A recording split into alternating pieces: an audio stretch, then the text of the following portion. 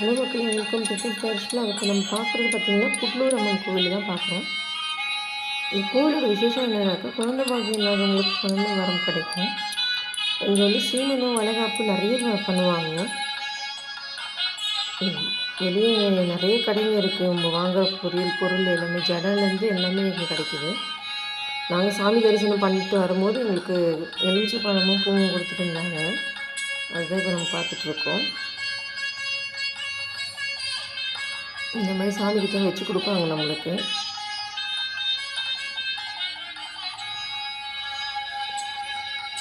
நாங்கள் சாமி வழிபாடு பண்ணும்போது இடைக்கு ஒரு குழந்தைய வச்சு பண்ணிகிட்டு இருந்தாங்க. அது நல்ல மாதிரி அவங்களுக்கு வேண்டுதல் நிறைவேறித்ததில்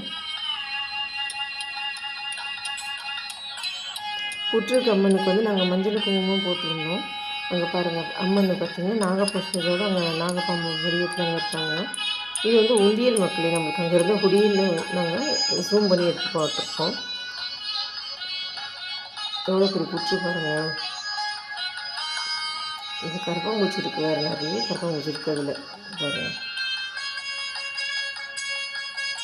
சரி, கரப்பாம்பூச்சின்னா லக்ஷ்மி கலாட்சம்னு சொல்லுவாங்க நம்மளுக்கு.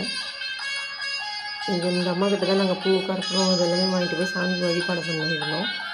இந்த வீடியோ கண்டிப்பாக பிடிச்சிருக்கோம் நம்புகிற மக்களே.